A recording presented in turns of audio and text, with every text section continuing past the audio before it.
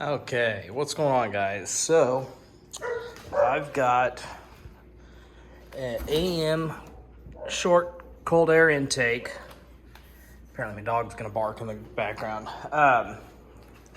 Cold air intake to put on the car. Now I know there's a lot of opinions that they're a hot air intake and stuff. I know there's other more effective options, but I kind of want to do this for just the throatier engine sound and stuff. So I'm not really going to do an install video. I mean, I might kind of walk through it and show you guys a couple tips. Sorry, I'm popping the hood there. So I already have a K&N, just a regular stock style filter. So we're going to yank all this out and put the new intake in. So I'll do a little driving clip and stuff afterwards. Sorry, like I said, my garage is kind of a mess right now. It's been a busy weekend, so finally got a cool day to install this, and it's rainy out, so we're gonna do it inside, and then we'll go do a little driving video. Now, one thing I will say on these cars, I would personally disconnect the battery, because you're going to be messing with the mass airflow sensor and all that stuff. So I know when you disconnect the battery in these cars, they do throw a lot of different warning lights on the dash, but don't worry, it goes off by itself.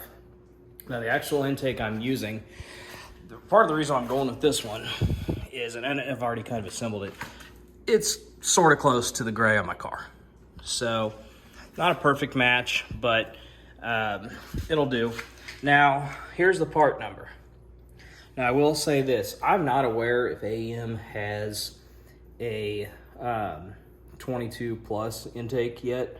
So this one's actually for a 10th gen, not an 11th gen. So it'll bolt up and fit just fine. So yeah, sit tight. I'm gonna start taking this stuff out. I'll just kind of show you what I take out, and then we'll slap it on here. I don't think it'll take too long, so sit tight. Another thing I'll show you guys, if you work on stuff a lot, car stuff like this, one of these cordless ratchets is so awesome.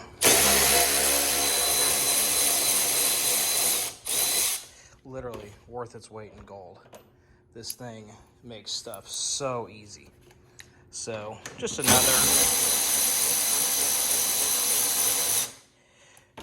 thing that I like to have. I like tools and stuff though too. So anyways, I'm gonna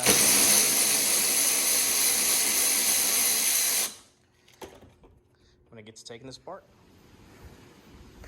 Okay, so I got it all installed. So ignore this. I'm gonna have to put a bracket here. I just did this to wrap it up today. I mean, it's sturdy, it's not going anywhere. So, you know, that's what I was talking about, a little bit of a fitment issue. Again, I got this thing for cheap, and it's what they had available. So once they actually come out with one for these cars, I will try one, but there's what it looks like. Looks nice. The filters seems to be of nice quality. So I'm gonna fire it up, give you a couple revs, and then we'll go on a little drive.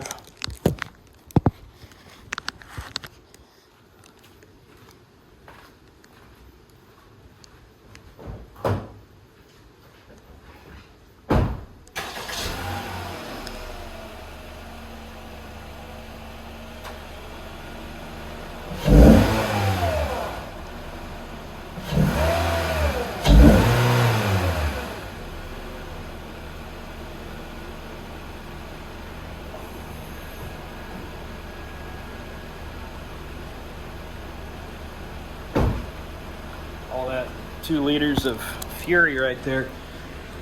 Obviously this car is still going to be slow. This is just a commuter car for me, so it's raining now, of course, so let me buckle up and go for a little drive. So just driving normally, I'm in my neighborhood here. I can't tell any difference in sound or anything, so it'd be cool to get some outside shots, but I'm not going to stand out in the rain. So you can hear a little bit of a throaty growl, and that was just a normal, 20% acceleration.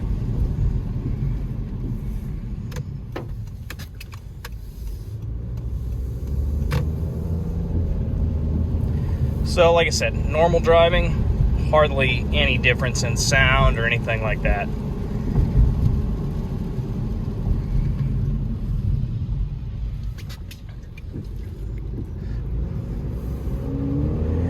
So that's probably 50%. Like I said, that's a nice little sound improvement, Like I said, I know these things really aren't going to add any power. They say it does. I don't think it does. Even if you do, or if it does in CVT, your seat of the pants, you're not really going to notice a difference. So what we'll do is we'll go up here to the highway and kind of romp on it and do a couple little pulls. Maybe we'll hear that VTEC, and I'll wrap this up. So things I've done to the car since my last video is it's got H&R lowering springs on it. I added the gloss black pillar trim stuff. I added some carbon fiber that a company sent me.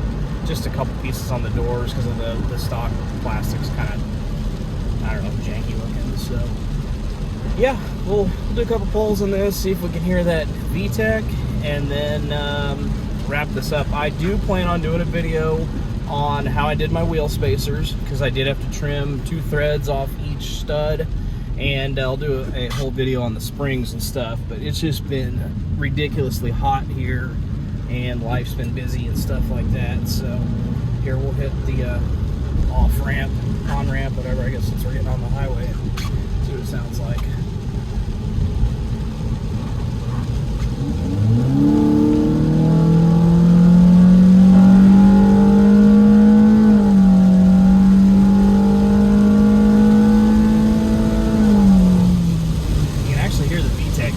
Pretty well. I'll do another pull here. It almost, I will say this, and maybe it's because it's only 65 degrees out. I've been driving the car, and we've had 100-degree temps every day.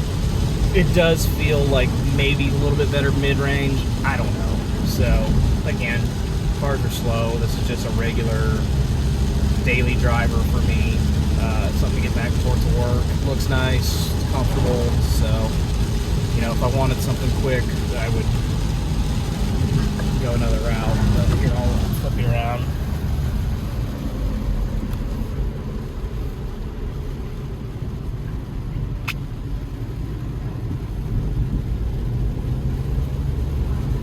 But yeah, like I said, normal driving is not bad.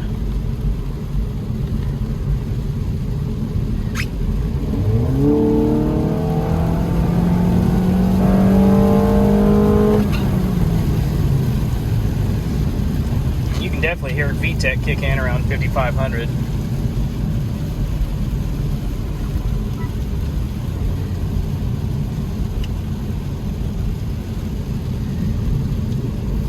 We'll hit one more here and then we'll wrap this up. So look at 50.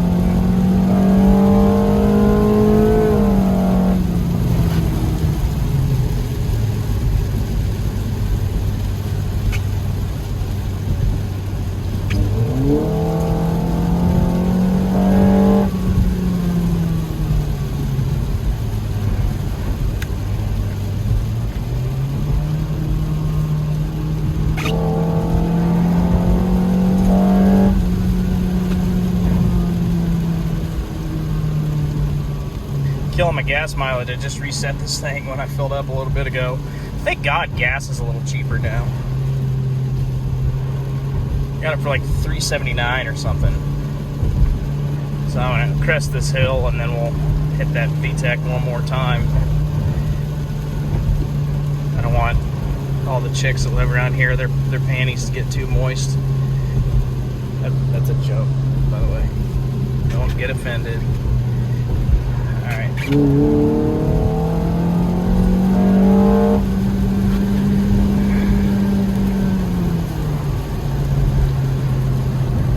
So yeah, pretty cool. Again, like I said, we'll see if it changes the gas mileage any. My prediction, just like any other time I've ever gotten a cold air intake on any of my vehicles, my gas mileage went down.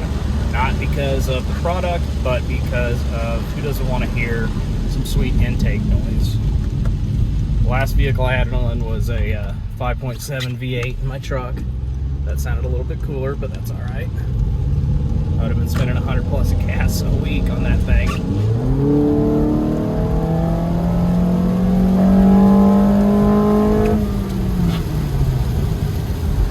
What we'll do here, because I know some of you guys that follow the channel haven't seen the car with the springs, so I'll get out in the rain real quick and do a walk around. Screw it.